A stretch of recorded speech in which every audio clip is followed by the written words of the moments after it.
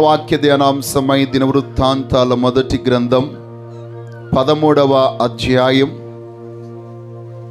దినవృత్తాంతముల మొదటి గ్రంథం 13వ అధ్యాయం 7, 8, 9, 10 వచనాలు చదువుకుందాం. వారు దేవుని మందసమును ఒక క్రొత్త బండి మీద ఎక్కించి అబినాదాబు ఇంట నుండి తీసుకుని వచ్చిరి. ఉజ్జాయును అహ్యోయును బండిని తోలిరి. దావీదును ఇశ్రాయేలందరూ తమ పూర్ణ శక్తితో దేవుని సన్నిధిని పాటలు పాడుచు సితారాలను, స్వరమండలములను, తంబురలను, తాళములను వాయించుచు బోరలు ఊదుచూ ఉండిరి. వారు కీదోను కళ్ళమునొద్దకు వచ్చినప్పుడు ఎడ్లకు కాలు జారినందున మందసమును పట్టుకొనవలనని ఉజ్జా చేయి చాపగా యెహోవా కోపము అతని మీద రగులుకొనెను. అతడు తన చేయి మందసమునొద్దకు చాపగా ఆయన అతన్ని మొత్తెను గనుక అతడు అక్కడనే దేవుని సన్నిధిని చనిపోయెను. ఆమేన్. చదవబడినటువంటి లేఖనములో నుండి ప్రభు మనతో మాట్లాడునుగాక. ఆమేన్. ప్రియమైన వారలారా, పరిశుద్ధమైన వాటిని, పరిశుద్ధ దేవుని యొక్క ఉన్నతమైన ఉపకరణాలను అజాగ్రత్తగా మనము ముట్టినట్లయితే భయంకరమైన ప్రమాదం జరుగుతుంది. జీవముగల దేవుడు నియమించిన నియమము ప్రకారముగా పరిశుద్ధమైన ఉపకరణాలతో మనము ఎప్పుడూ కూడా అజాగ్రత్తగా ఉండకూడదు. దేవుని యొక్క కార్యములోను, దేవుని మందిరములోను, దేవుని యొక్క పనులు చేస్తున్నటువంటి ఎవరైనప్పటికీ మీకు ఇవ్వబడినటువంటి పనిని అజాగ్రత్తగా చేస్తే, అనాలోచితంగా చేస్తే, ఎవరో చేశారు కదా అని చేస్తే మన జీవితంలో భయంకరమైన మూల్యాన్ని చెల్లించుకోవలసి వస్తుంది. కారణమేమనగా మనం ఆరాధించే దేవుడు ఎంత ప్రేమామయుడో, ఎంత కరుణామయుడో, ఎంత జాలిగల దేవుడో, అంత రోషము కలిగిన దేవుడు. ఆయన తన మహిమను ఎవరికి ఇచ్చువాడు కాడు. ఆయన చెప్పిన మాట చెప్పినట్టుగా చెయ్యాలని అందరి యొద్ద కోరుకునేవాడైన దేవునికి స్తోత్రం. హల్లెలూయా. ప్రియమైన వాళ్ళారా, ఇక్కడ మనం చూసినట్లయితే దేవుని యొక్క సన్నిధిలో పరిశుద్ధులుగా మనము ఉండవలసిన అవసరం ఎంతైనా ఉన్నది. మీరు గమనించండి, ఉజ్జా అలాగే అహ్యోయు ఈ ఇరువురు కూడా అబినాదాబు ఇంటిలో ఈ యొక్క మందసం ఉన్నప్పుడు ఆ ఇంటిలోనే వీరున్నటువంటి వారు. ఆ మందసాన్ని అనేకమైన సంవత్సరాలుగా వారు చూస్తూ వచ్చారు. ఆ మందసము దగ్గర వారు పరిచర్య కూడా జరిగింపజేసినటువంటి వారే. ప్రియమైన వాళ్ళారా, అయితే ఇక్కడ మనము గమనించినట్లయితే ఎందుకు ఉజ్జా మరణించి ఉన్నాడు? ప్రియమైన వాళ్ళారా, దేవుడు దహించు అగ్ని అయి ఉన్నాడు. దేవుడు ఎవరండి? దహించు అగ్ని అయి ఉన్నాడు. ఆయన రోషము కలిగిన దేవుడిగా ఉన్నాడు. ఉన్నతమైన మహిమ గలవాడిగా ఉన్నాడు. అందుకొరకే హెబ్రీయులకు రాసిన పత్రిక 12వ అధ్యాయంలో మనం చూసినట్లయితే 28, 29 వచనాల్లో మనం చూస్తాము. అందువలన మనము నిశ్చలమైన రాజ్యమును పొంది దేవుని కృప కలిగి ఉందుము. ఆ కృప కలిగి వినయ భయభక్తులతో దేవునికి ప్రీతికరమైన సేవ చేయుదుము. ఏలయనగా మన దేవుడు దహించు అగ్ని అయి ఉన్నాడు. ప్రియమైన వారా, మీరు చాలా సీరియస్గా ఈ వాక్యాన్ని వినాలి. మనం ఎంత సిన్సియర్గా ఉన్నా, ఎంత మన ఉద్దేశం మంచిదైనా దేవుని విధానములో చెయ్యకపోతే దాని పరిణామం మామూలుగా ఉండదు. మీ ఇష్ట ప్రకారంగా కాదు, మీకు నచ్చినట్టుగా కాదు దేవుని కార్యం చేయడం. దేవుడు చెప్పినట్టుగా చేయడమే ఆయనకి కావాలి. దేవునికి స్తోత్రం. ఇక్కడ ఉజ్జా ఉద్దేశం మంచిదా చెడ్డదా? Hello, listen to me. Uzzah యొక్క ఉద్దేశం మంచిదా చెడ్డదా? అందరూ చెప్పాలి. మంచిదైతే ఎందుకు దేవుడు చంపేశాడు? చంపకూడదు కదా, అతడు చేసింది మంచిదే కదా, మంచి పనే చేశాడు కదా. దేవుడు దుర్మార్గుడా? మరి ఎందుకు ఆయన చనిపోయాడు? ఈ యాజకుడు మంచి ఉద్దేశంతోనే కదా అయ్యో పడిపోతుందని ఆ మందస్సాన్ని పట్టుకున్నాడు. You have to think about that. ఈ వాక్యాన్ని నేను ఆలోచిస్తున్నప్పుడు నాకు భయం పుట్టింది. చాలా సందర్భంలో మన జీవితంలో మన ఉద్దేశాలు మంచివే కానీ అవి దేవుని విధానానికి సరిపోవు. నీ ఆలోచన మంచిదవ్వచ్చు, అది దైవికమైన వాక్యానికి సరిపోల్చలేవు. ఎప్పుడు దేవుని నియమం వేరు, నీ నియమం వేరు. చాలా సందర్భంలో మనం అందరూ వాళ్ళు చేశారు వీళ్ళు చేశారని వాళ్ళు చేసినట్టుగా మనము చేస్తే వారు ఎక్కడుంటారో నీవు అక్కడే ఉంటావు.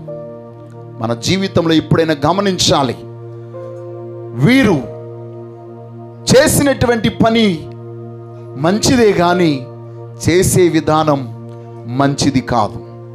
కారణమేమనగా ఉజ్జా యాజకుడు, యాజక కుటుంబంలో పుట్టినటువంటి వాడే. కానీ ప్రియమైన బిడ్డలారా, తాను దేవుడు ఆజ్ఞాపించినట్టుగా చేయలేదు, లోకస్తులు చేసినట్టుగా చేశాడు. లోకస్తులు ఏం చేశారు? సర్వశక్తి గల దేవుడు ఆజ్ఞ జారీ చేశాడు. సంఖ్యాకాండం 4వ అధ్యాయం 15వ వచనంలో మనం చూసినట్లయితే దేవుని యొక్క మందిరంలో ఉన్న ఉపకరణాలు దేనిని కూడా ముట్టుకోకూడదు. దండు ప్రయాణమైనప్పుడు కుమారులను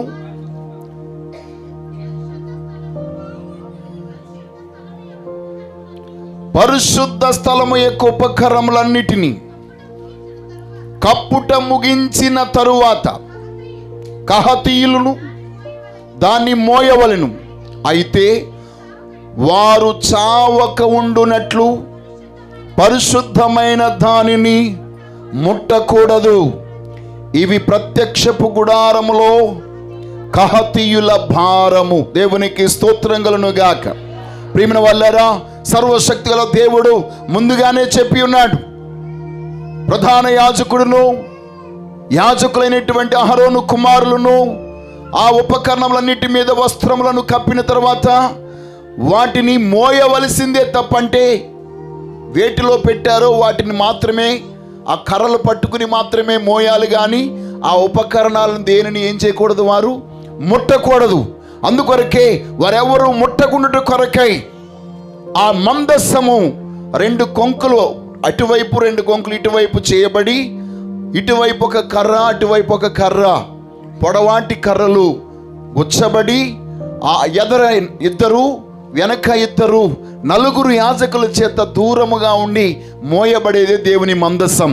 కారణమేమనగా ఆ మందస్సంలో దేవుని యొక్క మహాప్రభావం, దేవుని యొక్క గొప్ప శక్తి ఆ మందస్సంలో ఉండేది కనుక దాన్ని ఎవ్వరూ ముట్టకూడదని దేవుడు ముందుగానే తెలియజేశాడు. దేవునికి స్తోత్రం కలుగును గాక.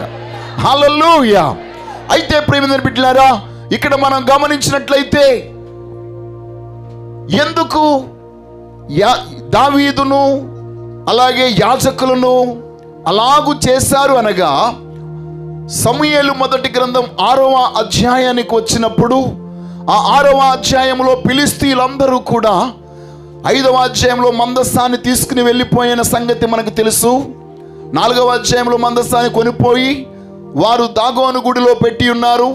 5వ అధ్యాయంలో జరిగినటువంటి సంఘటనలను బట్టి అయ్యో దేవుని ఉగ్రత మన యొక్క పట్టణములన్నిటి మీద, ఈ 5 పట్టణాల మీద భారముగా ఉన్నది కాబట్టి ఈ యొక్క మందసాన్ని మన మధ్య ఉంచకూడదు అని చెప్పి పట్టుకెళ్ళిపోయినటువంటి ఆ మందస్సమును వారు మరలా తిరిగి పంపించడం కొరకు ప్రణాళిక వేసినప్పుడు వారు ఏం చేశారంటే కొత్త బండిని చేయించి పాడి మోయు ఆవులను, లేకపోతే 2 పాడి ఆవులను రెండిటిని దానికి తోలడానికి కట్టారు. కారణం ఏమనగా ఆ 2 దూడలను తీసుకెళ్లి గదిలో బంధించారు, ఈ ఆవులను మాత్రము వాటికి కట్టారు.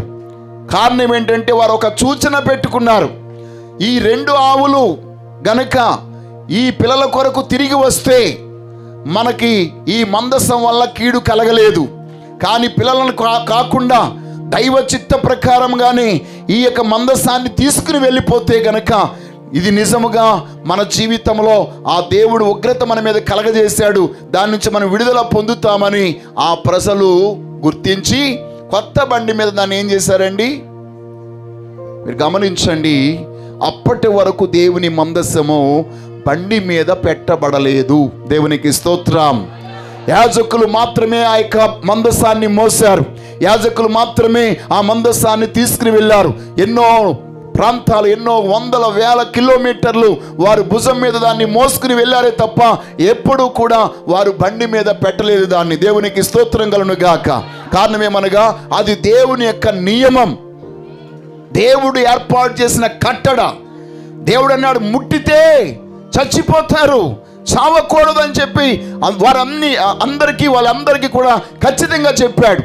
అంతెందుకు, దేవుడు పరిశుద్ధ ఉపకరణమైన ధూపార్తిని చేత పట్టుకున్నటువంటి అహరోను సొంత కుమారులు, యాజకులుగా ప్రతిష్ఠించబడినవారు, అభిషేకించబడినవారు, మోషే వారి తలను, వారి చెవిని, వారి కంటిని, వారి బొటన వేలను, వారి కాళ్ళ బొటన వేలను అన్నిటినీ కూడా తైలముతో అభిషేకించినటువంటి ఆ యాజకులు దేవుడు చెప్పినట్టుగా కాక వేరొక అగ్నిని తీసుకుని వచ్చి ఆ ధూపార్తిని వారు వెలిగించుట ద్వారా లేవియా కాండం 10వ అధ్యాయంలో మనం చూస్తాం, అక్కడికక్కడే వారు దేవుని సన్నిధిలో చనిపోయి ఉన్నారు. ప్రియమైన వారులారా, దేవుని యొక్క మందిరములో, దేవుని యొక్క సన్నిధిలో ఈనాడు అందరూ డ్యాన్సులు వేస్తున్నట్టు కాదు. చాలా భక్తితో కూడా ఉండాలి, చాలా భయముతో కూడా ఉండాలి. నీవు నేను అనుకున్నట్టు కాదు. దేవుడు కరుణామయుడు గనుక, ఆయన కృపగలిగిన దేవుడు గనుక మనం ఎలాగ ప్రవర్తించినా, ఎలాగ నడుచుకున్నా ఆయన మన మీదకే కీడు కలగకుండా చేస్తూ ఉన్నాడు. ఈరోజు గమనించండి, మన జీవితంలో దేవునితో ఆటలాడకూడదు. అహరోను దేవుని చేత ఏర్పాటు చేయబడిన యాజకుడు, కానీ నా ప్రధాన యాజకుడు నా కొరకు మొట్టమొదటి యాజకుడిగా చేయబడిన వాడు కదా అని దేవుడు తన కుమారుల్ని ఏమైనా వదిలేశాడంటారా? లేదు. ఏలీ దేవుని కొరకు ఎన్నో సంవత్సరాలు యాజకత్వం చేశాడు. తన 2 కుమారులు దేవుని యొక్క సన్నిధిలో ఆటలాడారు,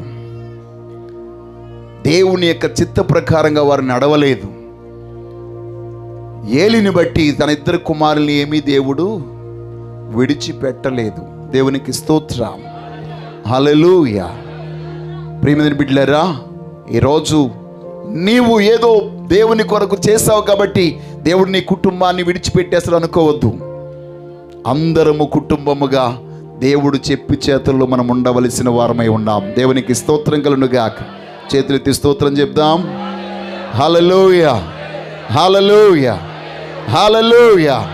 ప్రియమైన వాళ్ళారా, ఈ యొక్క సమయమందు మనమందరము కూడా సర్వశక్తి గల జీవము గల దేవుని సన్నిధిలో ఉన్నాం.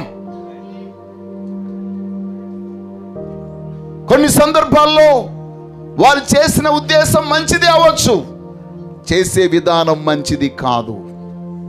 కారణం ఏంటంటే దేవుడు దాన్ని ఎట్టి పరిస్థితుల్లో కూడా ఒప్పుకునేవాడు కాదు. దేవునికి స్తోత్రం కలుగును గాక. హల్లెలూయా. కాబట్టి మనము దేవునికి ఘనత ఇచ్చేవారముగా ఉండాలి తప్ప దేవుని యొద్ద నుంచి తీర్పు పొందేవారముగా ఉండకూడదు. ఈ రోజు నీవు దేవుని సముఖానికి వచ్చావు, దేవుని దగ్గర ఘనత పొందుతున్నావా, తీర్పు పొందుతున్నావా? మనమందరము ప్రభు ద్వారా అద్భుతాన్ని పొందడానికి వచ్చాం, అపాయాన్ని పొందడానికి రాలేదు. ఆయన ద్వారా ఘనకార్యాలు పొందడానికి వచ్చాం, హీనులుగా మార్చబడ్డానికి కాదు. దేవుని యొక్క ద్వారా బ్రతికించబడ్డానికి వచ్చాం, చచ్చిపోవడానికి రాలేదు. ఈరోజు మనందరము కూడా మనలను మనము ప్రభు సముఖంలో పరీక్షించుకుందుముగాక.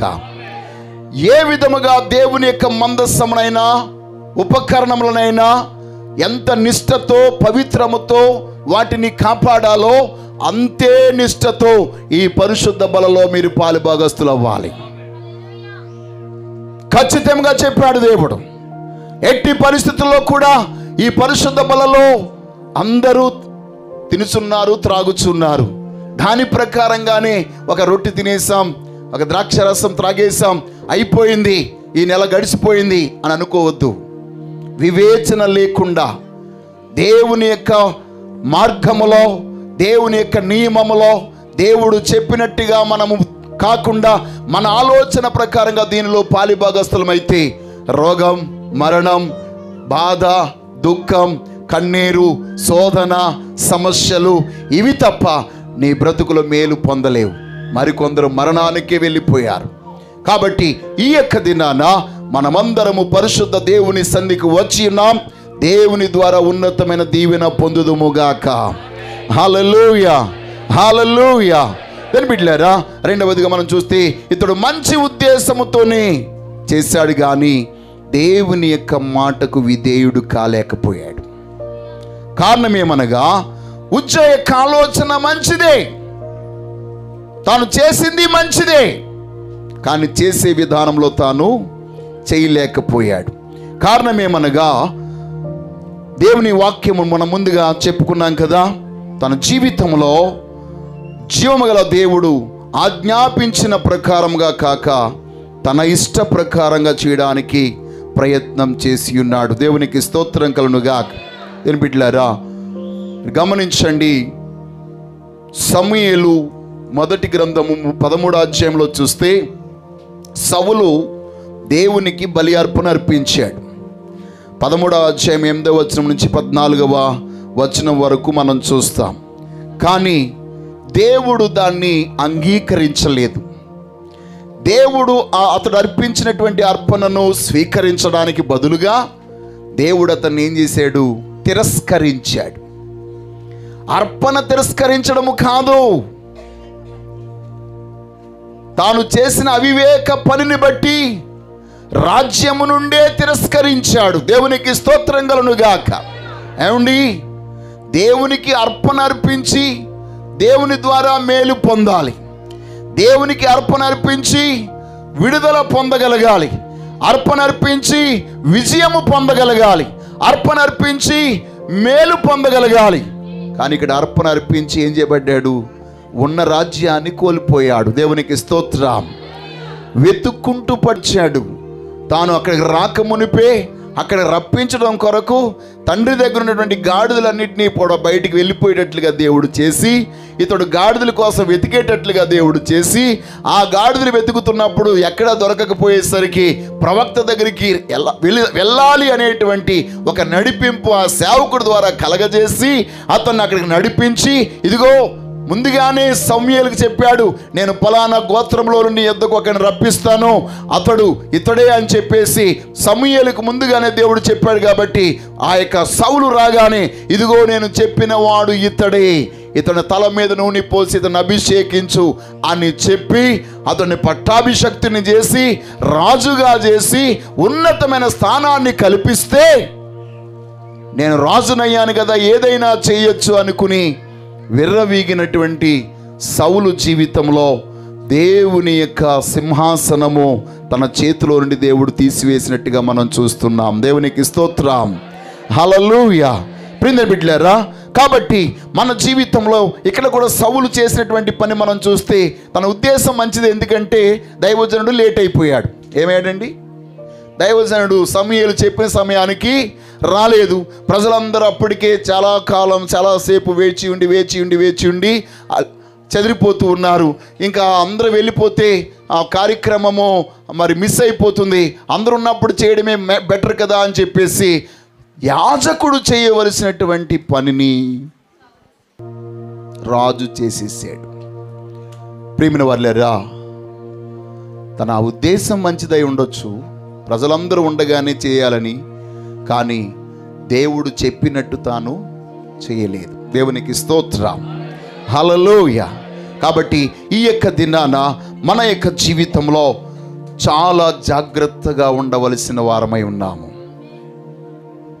మనం చాలా సందర్భంలో మనం చేసేవన్నీ మంచివే, మంచి ఉద్దేశమే మనది, మంచి ఆలోచనే. కొంతమంది పాడడం మానేయడం మంచి ఉద్దేశమే, కొంతమంది పాడడం మంచి ఉద్దేశమే. అది దైవ చిత్త ప్రకారంగా చేయాలి. నీకు నచ్చలేదు కాబట్టి మానేయడం కాదు,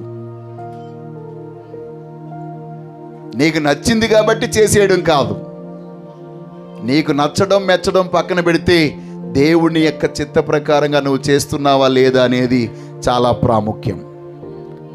దినవృత్తాంతాల మొదటి గ్రంథం 25వ అధ్యాయంలో చూస్తే అక్కడ ఒక క్రమం, సంఘములో ఉండవలసిన క్రమాన్ని గురించి అక్కడ తెలియజేస్తున్న తర్వాత నేను చెప్తున్నది. దేవునికి స్తోత్రం, హల్లెలూయా. కాబట్టి ప్రియమైనటువంటి దైవ జనాంగమా, ఈ రోజు నేను మీతో చెప్తున్నటువంటి మాట నీకు అనుకూలమను బట్టి కాదు, దేవుని యొక్క చిత్త ప్రకారంగా నువ్వు చేయాలి. నీకు నచ్చినట్టుగా కాదు, దేవుని వాక్యానుసారంగా నువ్వు చేయాలి. నీ యొక్క ఇంటెన్షన్ మంచిదై ఉండొచ్చు, కానీ దేవుని యొక్క ఉద్దేశ ప్రకారంగా నువ్వు చేయవలసిన వ్యక్తివై ఉండాలి. అంతేగాని నీ ఇష్ట ప్రకారంగా చేయడము కాదు. దేవునికి స్తోత్రం, హల్లెలూయా. అంతేకాకుండా ప్రియమైన బిడ్డలారా, మూడవదిగా మనం చూసినట్లయితే పవిత్రమైనటువంటి వాటిని, జీవము గల దేవుని యొక్క ఉన్నతమైనటువంటి ఆ పరికరాలను మరొక దానితో ఎట్టి పరిస్థితుల్లో కూడా మనం సరిపోల్చకూడదు. డోంట్ కంపేర్, దేనితోనూ కూడా సరిపోల్చకూడదు. ఈనాడు చాలామంది దైవజనులే వారు చేసినటువంటివన్నీ కూడా సరి చేసుకోవడం కొరకు, లేకపోతే సమర్థించుకోవడం కొరకు ఏవేవో చెప్పేస్తూ ఉన్నారు. ప్రియమైన బిడ్డలారా, ఏవేవో చెప్పేస్తే సమర్థించుకోవడానికి నీ అందరి దగ్గర సమర్థించుకోవచ్చేమో, కానీ దేవుడి దగ్గర సమర్థించుకోవడానికి అవ్వదు. దేవునికి స్తోత్రం, హల్లెలూయా, హల్లెలూయా. దేవుడు అవి ఏమీ హర్షించేవాడు కాదు. ప్రియమైన బిడ్డలారా, మన జీవితంలో మీరు గమనించండి, హూమ్ యు ఆర్ ఫాలోయింగ్, నీవెవరిని వెంబడిస్తున్నావు, ఎవరిని అనుసరిస్తున్నావు. సర్వశక్తిగల జీవగల దేవుని యొక్క వాక్యానుసారంగా వారు ప్రవర్తిస్తున్నారా, నడుస్తున్నారా లేదా అని నువ్వు ఖచ్చితంగా గమనించాలి. అంతేగాని ఎవరిని పడితే వారితో నువ్వు పోల్చుకోవద్దు. దేవునికి స్తోత్రం కలుగును గాక. మహిమగల దేవుడు ఎట్టి పరిస్థితులను ఒప్పుకునేవాడు కాదు. మనకు నచ్చినట్టుగా చేయడానికి ఇష్టపడే దేవుడు కాదైనా ఆయనకు నచ్చినట్టుగా చేసే దేవుడు. ఏమండి, మోషేను దేవుడు ఏమన్నాడు? నా ఇల్లంతటిలో నమ్మకస్తుడు, అతడు నా స్నేహితుడు, నేను అతని స్నేహితులతో మాట్లాడినట్టుగా తనతో నేను మాట్లాడతాను. అంత గొప్ప ప్రేమ మోషే మీద కనపరిచినటువంటి దేవుడు మోషేను క్షమించేయచ్చు కదా, మోషేను విడిచిపెట్టేయచ్చు కదా. మోషే అంత గొప్ప త్యాగం చేశాడు కాబట్టి తను వదిలేయచ్చు కదా. కానీ ప్రతిష్ఠిత వస్తువులు సాధారణ వస్తువులతో పోల్చవద్దని దేవుడు ముందుగానే చెప్పాడు. యెహెజ్కేలు గ్రంథం 22వ అధ్యాయం 26వ వచనం.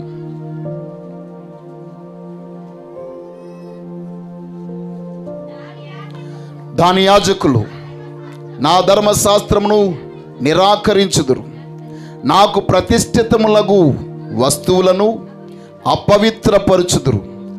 ప్రతిష్ఠితమైన దానికిని సాధారణమైన దానికిని భేదమెంచరు. పవిత్రమైనదేదో అపవిత్రమైనదేదో తెలుసుకొనుటకు జనులకు నేర్పరు. నేను విధించిన విశ్రాంతి దినములను ఆచరింపరు. వారి మధ్య నేను దూషింపబడుచున్నాను. దేవునికి స్తోత్రం కలుగునుగా.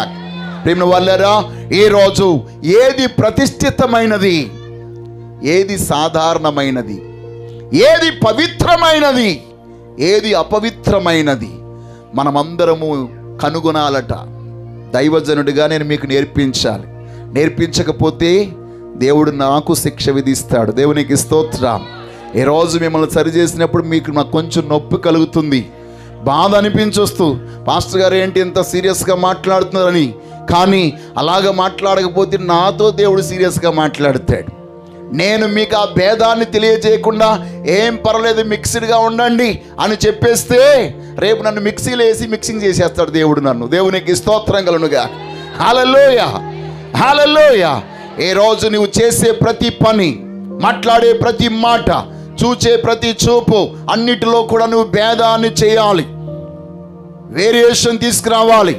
నేను చూస్తుంది మంచిదా చెడా, పవిత్రమైనదా అపవిత్రమైనదా, మాట్లాడే మాట మంచి మాట చెడు మాట, పవిత్రమైన మాట అపవిత్రమైన మాట, నేను కూర్చున్న స్థలం మంచిదా చెడుదా, ప్రతిదానికి ఒక భేదం అనేది ఉండాలి. లేకపోతే మీరు క్రీస్తు బిడ్డలుగా ఉండి లోకస్తులు చేస్తున్నట్టుగా మీరు చేస్తే వారిని మన యొక్క ప్రభు దగ్గరికి రమ్మని చెప్తే వాళ్ళు ఏం చెప్తారు? మీరు మేము ఒకటే కదరా, మీకు మాకు భేదం ఏం లేదు కదా. ఇప్పుడు భేదాలు కనిపించట్లేదు. దేవునికి స్తోత్రం కలుగునుగా. Everybody following everybody their own patterns. ఈరోజు సర్వశక్తి గల దేవుడు మన దగ్గర ఆ యొక్క తేడాను కోరుకుంటున్నాడు. దేవునికి స్తోత్రం. వారిలోంచి మీరు ప్రత్యేకించబడాలి, మీరు ప్రతిష్ఠించబడాలి, మీరు నా స్వకీయ జనముగా ఉండాలని ఆయన కోరుకుంటున్నాడు. దేవునికి స్తోత్రం కలుగునుగాక. హల్లెలూయా. అలాంటి వారి మధ్య మీరు ఉండాలి, కానీ వారు చేసినట్టుగా మీరు చెయ్యకూడదని ప్రభు తెలియజేస్తూ ఉన్నాడు. ప్రియమైన వాళ్ళారా, ఈ యొక్క దినాన మనలను మనము ప్రభు యొక్క సముఖంలో ప్రతిష్ఠించుకొందుముగాక. హల్లెలూయా. నాలుగవదిగా మనం చూస్తే దేవుని యొక్క ఆత్మ సంబంధమైనటువంటి విషయాలను బట్టి, మన జీవితంలో మనం చేసిన అజ్ఞానాన్ని బట్టి సాకు చెప్పకూడదు. ఆత్మ సంబంధమైన విషయాలు మన అజ్ఞానాన్ని బట్టి సాకు చెప్పకూడదు. దేవుని కార్యాలు ఎప్పుడు దైవికమైన జ్ఞానముతోనే మనం చేయాలి. దేవునికి స్తోత్రం. We have to fill with the wisdom of God. దైవికమైన జ్ఞానం దేవుడు మనకు అనుగ్రహించునుగాక. దేవుడు తన ఉన్నతమైన కృపచేత నింపునుగాక. దేవుడు ఎలాగ జ్ఞానం అనుగ్రహింపజేస్తున్నాడు?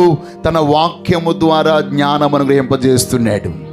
ఈరోజు నా జనులు జ్ఞానము లేకయే నశించిపోవచ్చున్నారు అంటున్నాడు. హోషేయ గ్రంథంలో మనం చూసినట్లయితే 4వ అధ్యాయము 6వ వచనం, నా జనులు జ్ఞానము లేని వారై నశించుచున్నారు, నీవు జ్ఞానమును విసర్జించి ఉన్నావు గనుక నాకు యాజకుడువు కాకుండా నేను నిన్ను విసర్జింతును అంటున్నాడు. దేవునికి స్తోత్రం. ప్రియమైన బిడ్డలారా, దేవుడు బహు స్పష్టంగా చెప్పాడు, నా జనులు జ్ఞానము లేకయే. కాబట్టి ఈరోజు నీవు దేవుని యొక్క ఆత్మ సంబంధమైన విషయాలు అలా చేయడానికి నాకు తెలియదండి, అజ్ఞానముతో నేను చేశానండి అని సాకు చెప్పడానికి అవదట. దేవుడు అంటున్నాడు, యాజకుడిని కూడా ఆయన ఏం చేస్తున్నాడు? విసర్జించేస్తున్నాడు. అందుకొరకే దైవజనుడికి ఆయన చెప్పింది, ధర్మశాస్త్రమును దేవుని యొక్క వాక్యాన్ని నేర్పించి ఆ ప్రకారంగా వారు జీవించాలని బోధించమన్నాడు. దేవునికి స్తోత్రం. నెహెమ్యా గ్రంథం 8వ అధ్యాయం 8వ వచనంలో మనం చూసినట్లయితే వారికి అది తెలియజేశాడు.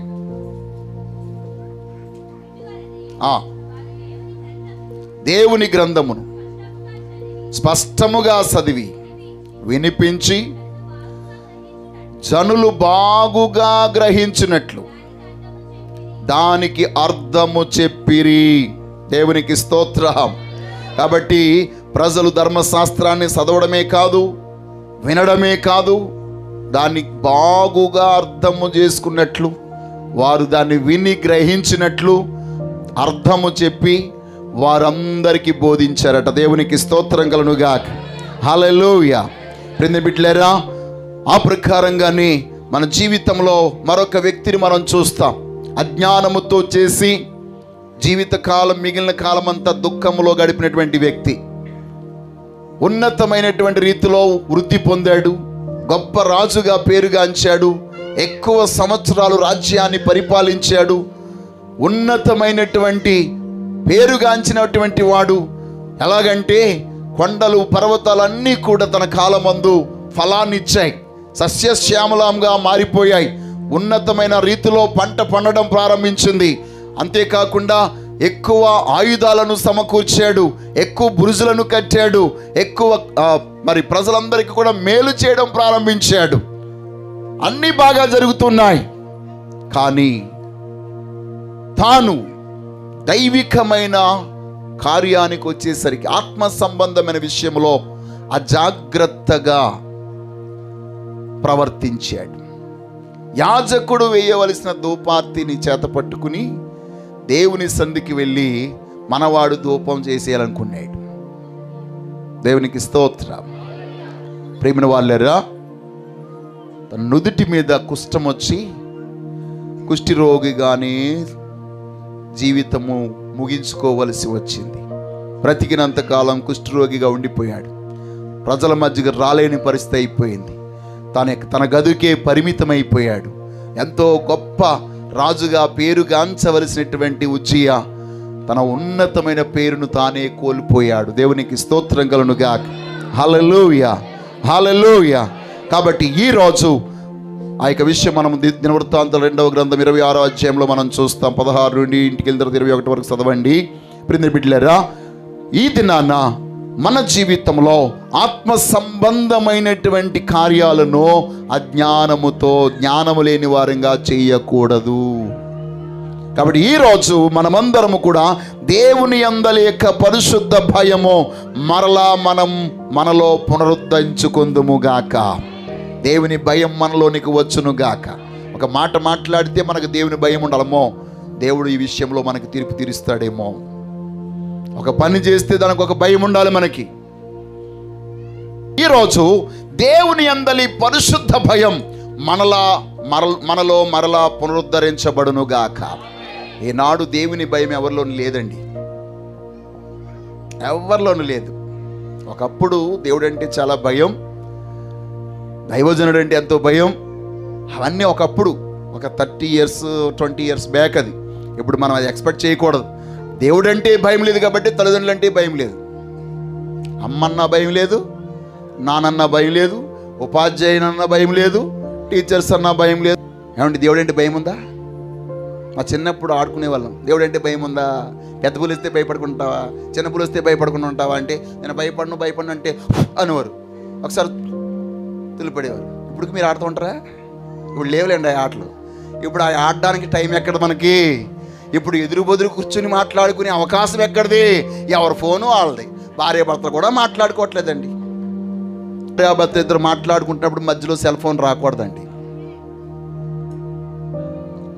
దురదృష్టకరం ఏంటంటే ఒకే మంచం మీద కూర్చుని మెసేజ్లు ఎట్టుకుంటారండి. ఏంటండి, బాగున్నారా? బాగున్నా. నన్ను తెల్లవారు లేపండి, మీరు లేకండి, గుడ్ నైట్, గుడ్ నైట్. వీళ్ళు ఏం చేయాలి చెప్పండి? మనకి సెల్ ఫోన్ ఉంది కొన్నిటికి. మనకి అందనటువంటి దూరంలో ఉన్నవారు, ఎక్కడో ఏదో దేశంలో ఉన్నారు, వాళ్ళతో మాట్లాడడానికి ఓకే. ఒకే గదిలో ఉండి ఒకే మంచం మీద ఉండి వేరో ఒకరితో మాట్లాడినట్టుగా సెల్ ఫోన్లో మాట్లాడుకుంటే ఆ ప్రేమ ఏం పెరుగుతుందండి వాళ్ళకి? దేవునికి స్తోత్రం కలుగునుగాక. యేసు నామములో అవన్నీ పునరుద్ధరించబడునుగాక. ఇలాంటి కార్యాలు చేసినప్పుడు ఎవరి భయం రావాలి వీళ్ళకి? ఎందుకంటే వీళ్ళు దేవుని సముఖంలో ప్రమాణం చేశారు. అగ్ని సాక్షిగా, దేవుని సాక్షిగా, దైవవాక్య సాక్షిగా, పెద్దల సాక్షిగా, సంఘము సాక్షిగా అని ప్రమాణాలు చేశారు కదా. నిశ్చయముగా ఇప్పుడు అది ఆ యొక్క ప్రమాణం వీళ్ళకి గుర్తుకు వచ్చునుగాక. భయం వీరిలో పుట్టునుగాక. వీరిలో భయం అనేది వస్తే తెలియకుండానే పరిశుద్ధత అనేది వచ్చేస్తుందండి. యెహోవా యందలి భయము పవిత్రమైనది. దేవునికి స్తోత్రం కలుగునుగాక. కాబట్టి ఈరోజు మన సంఘములో పరిశుద్ధత మరలా పునరుద్ధరించబడునుగాక. చూడండి, ఎబ్రిల్ రాసిన పత్రిక 12వ అధ్యాయం 14వ వచనం.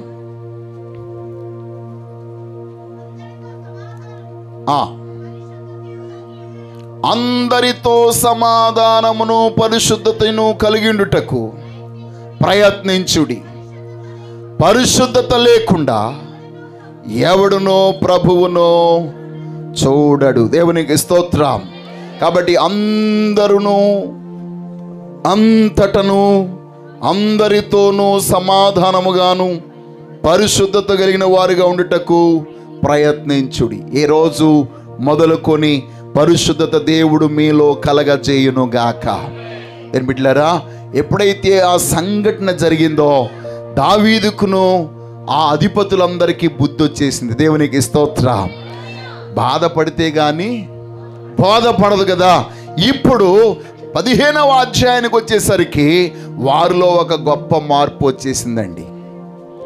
ఎక్కడ ఎడ్ల బండ్లు తోలికి రావడం మానేశారు. ఇక ఏం చేయడం మొదలెట్టారు? ఇప్పుడు అలా యాజకులను సిద్ధపరిచారు. చూడండి 15వ అధ్యాయం 2వ వచనం, దినవృత్తాంతాల మొదటి గ్రంథము. మందసమును ఎత్తుటకును నిత్యమును సేవ చేయుటకును యెహోవా లేవీలను ఏర్పరచుకునని చెప్పి వారు తప్ప